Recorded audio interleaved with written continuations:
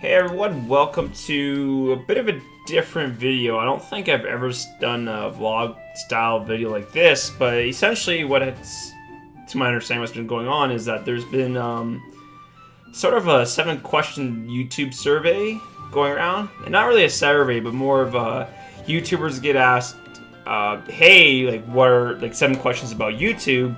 And then after they do those 7 questions, they take someone else for that YouTube video. And I got tagged. Someone did a YouTube video which they have 7 questions about YouTube that they answer, and then they say, hey, I want this person to answer these questions next, and they chose me. So that's pretty cool. I guess I could be making eye contact with the camera, but I don't know if that's awkward or if that's a beautiful turn on, just like hello there, and I'll blow you a kiss. So. Anyways, this is, I guess get right into it. First question is, how and why did you get into YouTube? The how was kind of... So, after I finished university, well, let me back up a little bit. I think in high school and in university, that's when I really started to watch YouTube. Because YouTube only started to really become a thing when I was in middle school. So in high school and university, like that's when I started to digest more of that content. And I'd see these people play video games and just talk over it. And for me, that's always been pretty cool. And I thought to myself, that's something I would like to do, just to play games and then talk over them. Like that just seems like fun. So that's, I guess, more of the why I got into YouTube, which I guess brings back to my story is that, okay, so I finished university and I've always had these dreams of just like making the videos on the internet. Like I always thought it would be a lot of fun. And after university, I was talking to someone and we were talking about Fire Emblem, and they were saying, hey, you should stream Fire Emblem on Twitch. And I thought, hey, that's not a bad idea. And then I figured out how to start streaming it. And on Twitch, it says, hey, you can export this to YouTube. And I'm like, oh, this is my chance. So then I exported that to YouTube, and then I guess I kind of became a YouTuber. And then, from there, it's here I am. Though I will say at first I think I was doing a bit weird that I'd stream first, and then from the streams I'd convert that to YouTube videos. Like I was a streamer first before a YouTuber. But I think I always wanted to be the YouTuber instead. And it wasn't until later I figured out that, hey, I can just record the videos directly and then save them, then upload them. So, for perspective, what I'm saying is, like, I started on Twitch, and I would use Twitch as, like, my video streaming platform. And then eventually it's like, wait, why not use XSplit to record my videos? And then later on it was like, oh, I should use OBS instead of XSplit. And then that's exactly what I did. So that's kind of the how, and then the why is I thought it would be fun. So that was question 1. Question 2, what kind of YouTube channel do you have, and why do you choose the type of channel that you're doing now? So I think on a surface level, my channel is a gaming channel first and foremost, which it's definitely what I wanted to do as a gaming, but on the surface level, it's kind of hard to distinguish myself from others, because if you think about it, there's a lot of gaming channels on YouTube, and even the people I, talk to somewhat regularly on YouTube, they do gaming channels as well. And I'm not saying that we all suck because a lot of us do gaming channels. I mean, I think there's a lot of everything, and because I'm a gaming channel myself, it's easier for me to find the other gaming channels because it's something I'm interested in, and if I go on YouTube to watch something, I'm interested in watching gameplay more often than not. But I'm getting a little bit distracted here.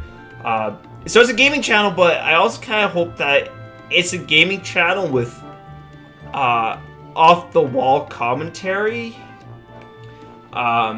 So, I guess what I want it to be and what it actually is might be 2 different things, but what I really want to be is I want to be a YouTube channel where I play games, but I can have, I guess, I was going to say interesting conversation or in discussion points, but that might be, I mean, that's subjective from person to person, but I guess for me it would be more of, I want to talk about things that aren't related to the game.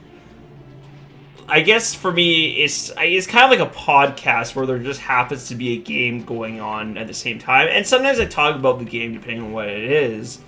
But if I could have a channel where it's like, okay, so we have, say, like Dead Rising going on, but I'm just talking about whatever. Like, if I'm talking about, like, philosophy or, like, an analysis, like, just, like, some other random thought in my head, like, that's exactly what I want. And why did you choose the type of channel that you're doing right now? I think the easy answer is because, like, that's what appealed to me the most. So, when I watch YouTube content creators, typically my favorite content creators are the ones who, again, they do gameplay, but then when they talk about their life experiences or I guess experiences that they've had, even though we've just used the word experiences, or like when they just share funny stories, that for me is the most entertaining because I can watch a gameplay video of whatever game it may be, and I already see what the game is telling me. So let's say if I'm watching, let's say we're watching a Pokemon game, and it's like, oh, like there's like these Pokemon in there, like here are the game's mechanics. I already kind of get that from watching the game, and if I want to learn about the game itself, I can do that searching on my own. Or I guess what I want to say too, or is like if there's a game that I'm really interested in, I can go play the game myself. Though not to say that like that's always the case. Sometimes games I think are more fun for me to watch them and experience them through other people, or watch someone else experience the game. That can be fun too. But shoot, where was I going with this? See, I thought this would be so easy to do to stay on track, but I already got distracted. No, but it's the personalities I think are more interesting. So even like for some of the people I've watched, I like watching them play the game, but seeing how that person reacts to the game is more meaningful to me. Or when the person shares an anecdote about, oh, like, you know, to use Mr. J. Reapers as an example, it rains a lot in Ireland. That's interesting to me because I've gotten something that's unique to that person that's not relevant to the game. So I wouldn't have gotten a lot from me, or sorry, I wouldn't have figured out that it rains a lot in Ireland from watching the gameplay of the game he was playing. I got that because he just said that. And so going back to what I like to watch, I swear this is seriously off topic right now. So I watch, like, say, like Northernlion and Game Grumps, and part of the reason why I like watching those guys is because sometimes they go on tangents and they talk about like what they've been up to, their thoughts, their opinions, or, you know, other experiences that they had, and that's more interesting to me because I think that's more unique and you don't get a lot of that, and which is why for me, for my channel, I want to do the same. Like, I don't mind talking about the game because yes, like I am playing a game, and I think sometimes when people click on, you know, the game, like they want to see more of that. But that being said, if I can sprinkle in like, oh hey, like maybe I'm playing StarCraft, but then I have like this interesting bike story, at least interesting in my mind, and then if I could share that, that's more meaningful to me, and that's what I want to do. And so that's kind of why I chose this type of channel. So I try to be very conscious about the commentary that I do. So I guess, you know, going on that, I feel like I've recorded a bad episode when I record the game and I don't feel like I've talked about a lot of stuff other than the game, or I just talk about the game. Sometimes it's hard to avoid depending on the type of game it is because it's very demanding, and I think that's my biggest struggle, is that sometimes, so the more familiar I am with a game, or the simpler it is, the easier it is for me to let my mind wander. But if I'm playing a game that demands a lot of my attention, it's very hard to go on tangents and not let my gameplay suffer. And I want to have a respectable level of gameplay. Like, I don't think I need to be the best person out there, but I also don't want people to watch my videos and then they just tune out because they think, oh, this guy sucks. And I'm not saying I'm not okay to make mistakes, but I want to maintain a little bit of gameplay quality. Like, I don't want this just to solely be a podcast about me talking about whatever, because again, I do like playing video games. It's fun for me playing the video games as well because this is a chance to share my favorite games with other people, and I get a lot of delight out of that, where, you know, I'm playing Castlevania and someone else is watching Castlevania, and they're like, oh wow, like, this is actually pretty cool, neat, and I'm like, yes! So we've only gone through 2 questions and we're already 10 minutes, so, whoops. How did you come up with your YouTube name? Well, my name is Ryan Rideout, so I think that's pretty straightforward, so it's like, we're gonna use my name. As for my online alias, Frudgey, that's kind of like my handle for most things I do, like online. And how I came up with that is one time we were at my friend's house in high school, and the thing for Xbox is that you could get a 1-month free trial of Xbox Live if you kept creating random accounts. And so more to the story, like, I go over to my friend's house and play Xbox, but we'd always want to play these games online, like Gears of War or something.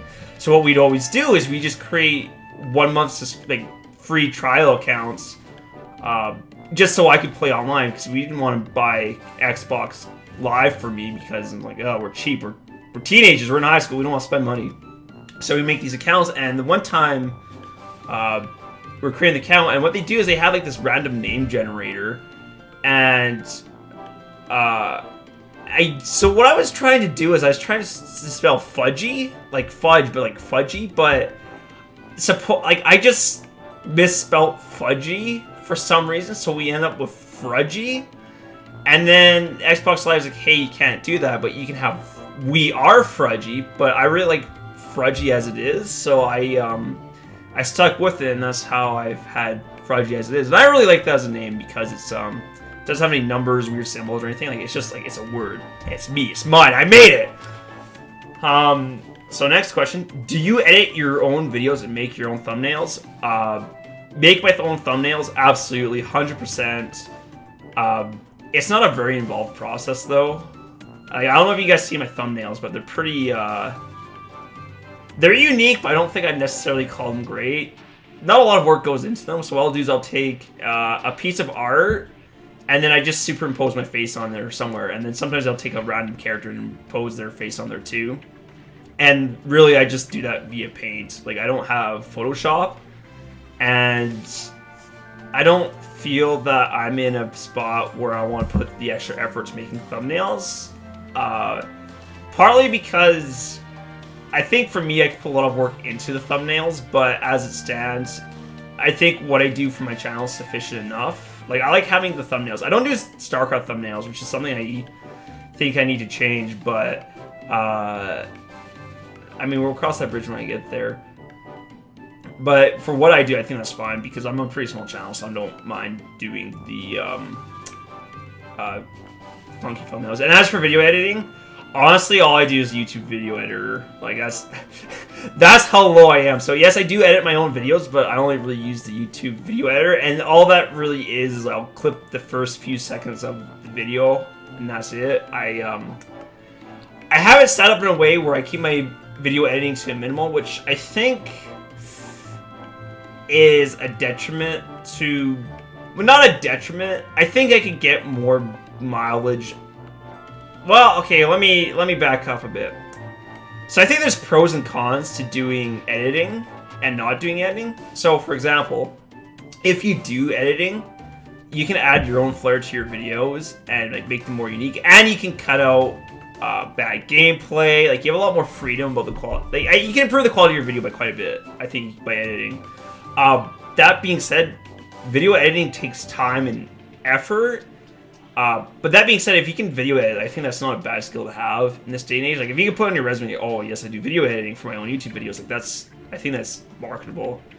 But by not editing, I save a lot of time, which I can use to create more videos or do other things, which I'm totally on board for. And I don't think my videos are that bad that I need to edit them. I mean, the nice thing is, well, maybe not the nice thing, but I'm at the point right now where I don't have a lot of feedback on my channel, and the people who do watch my stuff seem to like it anyway, so I don't have a lot of incentive to edit my videos more so than I do, or even create higher quality thumbnails. I don't have a lot of reason to do so, because no one's really complaining about it. I think if I got larger, and I had a more vocal fan base about, hey, you should make these changes, then I might consider it, but I think it'd be more how I feel, and honestly, right now I like my methods, so I don't see it changing.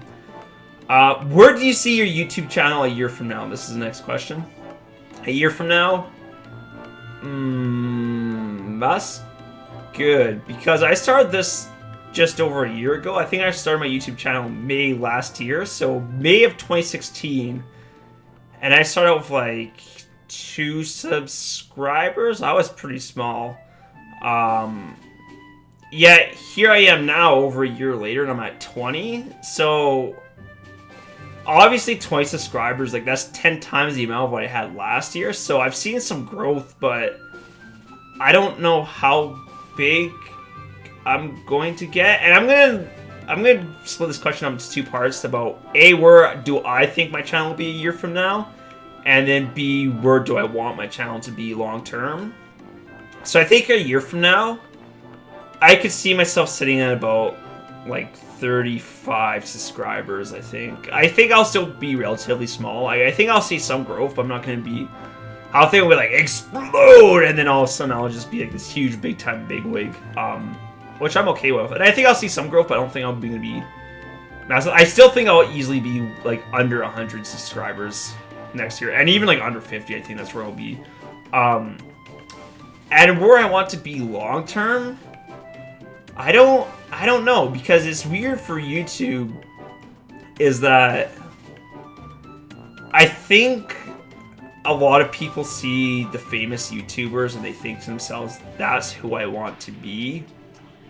And I think they see all the positives associated with being a famous YouTuber. And I think they see the fame and the popularity that some of these big people have, and they think, oh, that's awesome, that's exactly what I want. But they don't see the negatives of being a big YouTuber, which for me, that's why I'd be hesitant to say I want to be the biggest YouTuber ever. Like, that's, I think it's like one of those things where it's easy to say and not realize like what the consequences of that would be, because frankly, like I think they put in a lot of work into their YouTube channels, and they have to maintain this higher, standard of quality, where like that they have to live up to.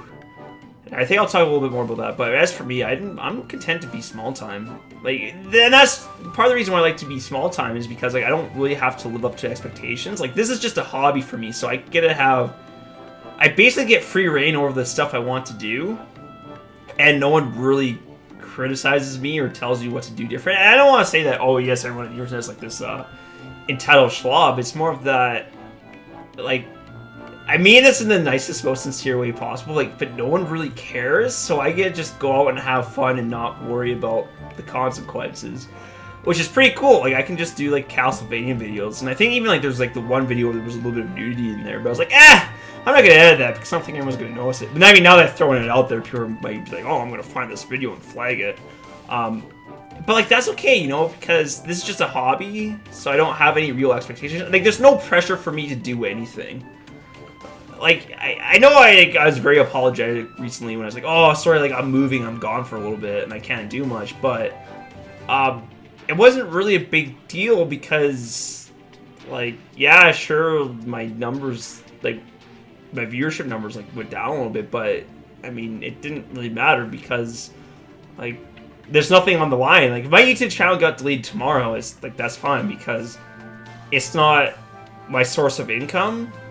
And I guess that's the one thing about being a big YouTuber is that that's your job, So if YouTube makes a change to the algorithm, or they do something else that affects your monetization rate, then you might be in full panic mode. You might be like, oh my goodness, they did like one change, and all of a sudden my career's in jeopardy.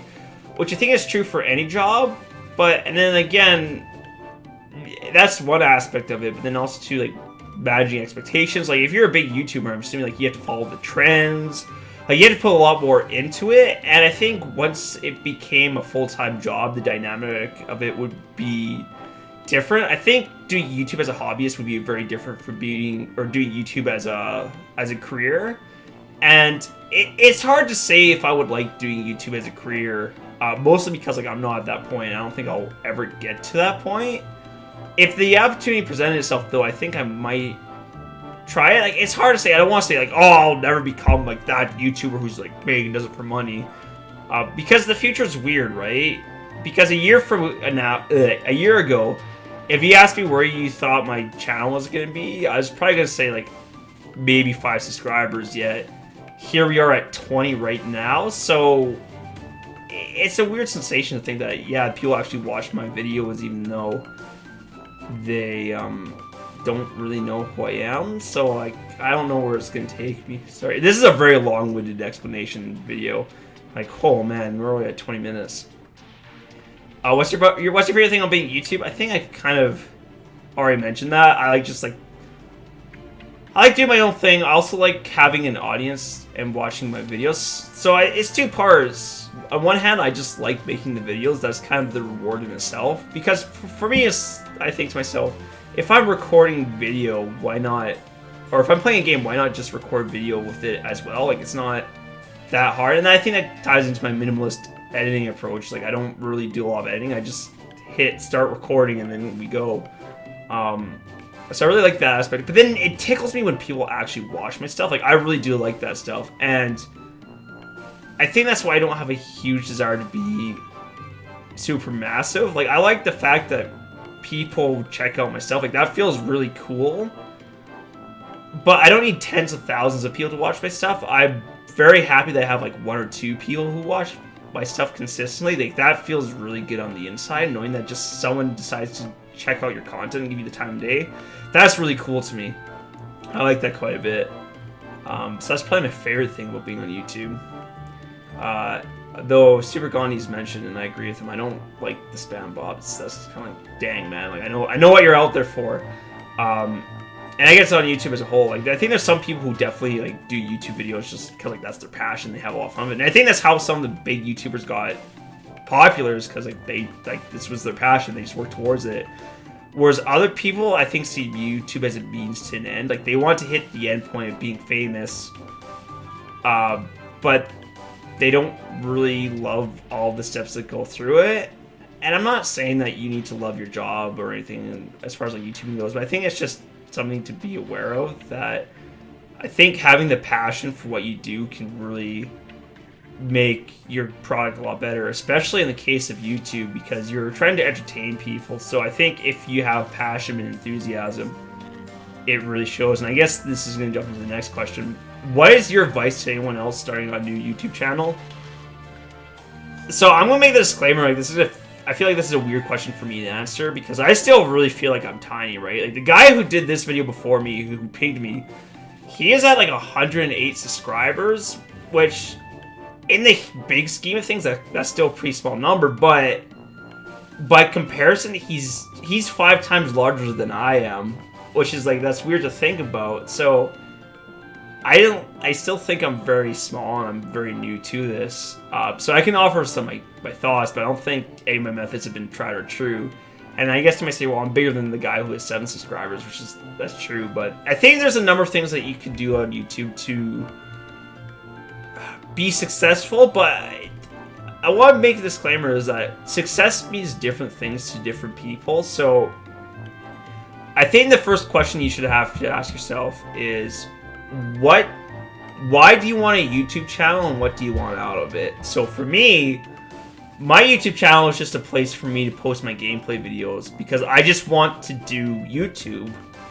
I'm a YouTuber because I just thought it would be fun to record videos and put them on the internet. Like, that's all I wanted. And so in a way, I've already succeeded as a YouTuber. Like, yes, having the viewers is fun and everything, but by having the mentality that, oh, I'm already happy where I'm at, it sets the expectation that I don't need to, that I don't need more. That's like, oh, I've already succeeded as a YouTuber, which is a pretty nice feeling. So, but some people want different things, so you have to ask yourself, why do you want the YouTube channel and what do you want from it? And depending how you go, I have different responses. So if you're like me and you just want to create videos and post them on the internet, then that's all you really need to do, which is pretty straightforward. And I think that's just it. The people who just say, I want to make YouTube videos because I love doing it, they're probably not the ones seeking advice anyways, because they're happy, they're doing what they're doing.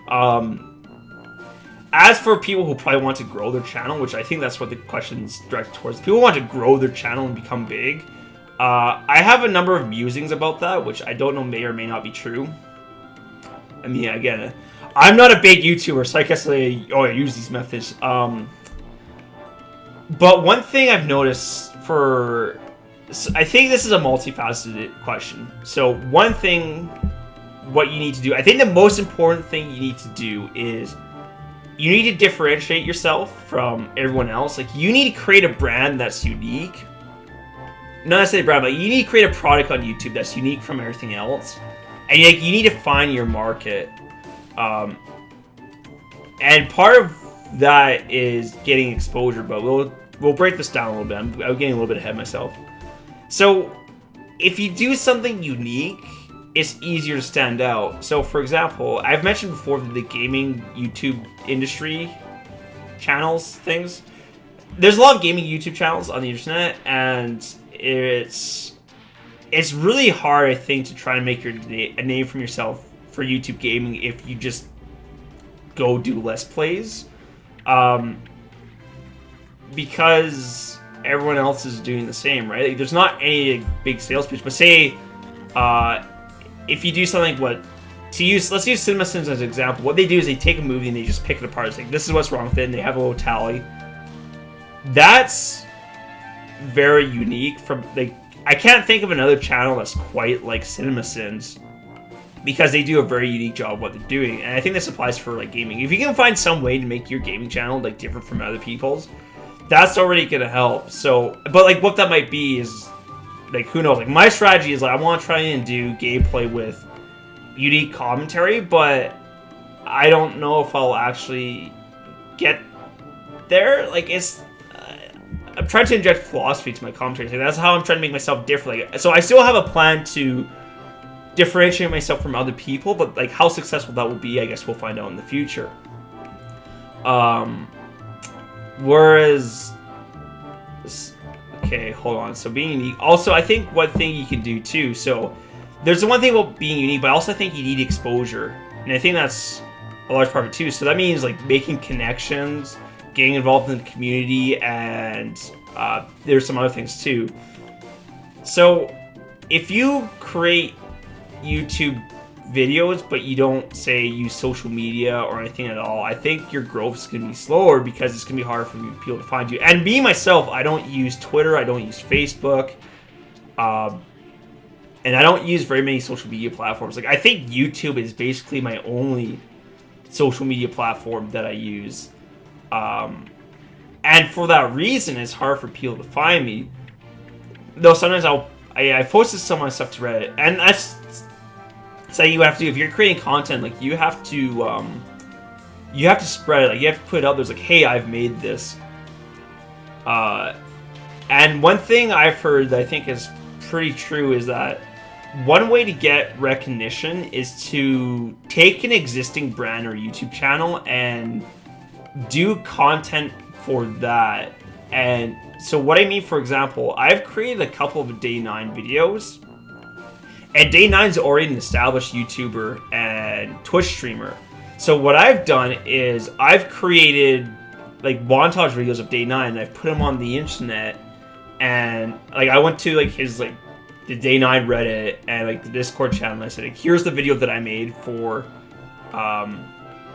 Day 9. And that, by throwing that out there, because people are interested in Day 9, they're going to click those videos and, like, they're going to watch them.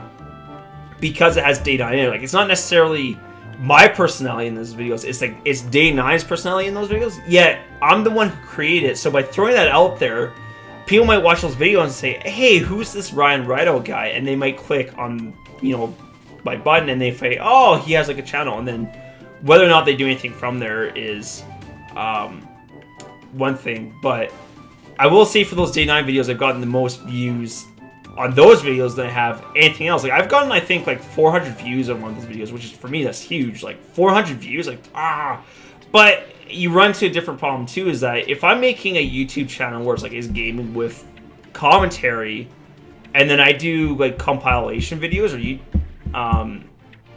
montage videos, then I'm not really being true to myself. Like, yes, I'm gaining exposure, but I'm gaining exposure for the wrong things, so to speak. Like, if my goal is just to be a Let's Player, then by making the montage videos, I'm doing something that I wouldn't normally do. So if I have people who watch those videos or like subscribe for those videos, then I'm kind of yeah, I guess I'm misleading maybe, but they're not gonna get what they want watching my channel if they, you know, subscribe for the montage videos. So that's something to keep aware of. But that being said, I think that's a good way to gain exposure, and I think that's how I've gotten most of my growth, is I've posted those videos out there, and people's like, oh, cool, I want to check that out. But then I think doing content for an existing brand is a great way to get yourself started, and then once you have enough of a following, you can start doing what you want. But I think sharing your stuff is really important. And then for more technical aspects, I think having the passion and enthusiasm for YouTube also is very helpful. Like, if you make the YouTube videos and you hate it, then I think it'll show. And the other thing too is, if you're really not liking your hobby, like if your plan for YouTube is to become big and like you just don't like making the videos but you just want the fame, if you work towards that and you don't achieve your goal, then you spent a lot of time doing something you just don't like doing. Whereas on the other hand, if you're like, say, like me, and like you just like making the YouTube videos and you don't go anywhere, then it's not a big deal, because yes, you spent a lot of time making those YouTube videos. In the end, you never became big, but like you've just had a good time making those videos though, so like you didn't really waste any time. Like, no, you just had fun. Like, again, for me, all the content I've created, I've had a good time creating it. So if my YouTube channel were to go down like tomorrow, that's not really a big deal for me, because I had fun creating the stuff anyways. So it's a fun hobby. So I think the passion is important to have, and that's more kind of like you need to like look within yourself, look deep inside yourself. I don't mean it like that, but I think that's why you need to ask yourself, why do I want a YouTube channel, and like, would I enjoy doing it? Those are important questions to ask. And also, I think just be consistent. I churn out a lot of videos a day. I think I do like about 2 a day.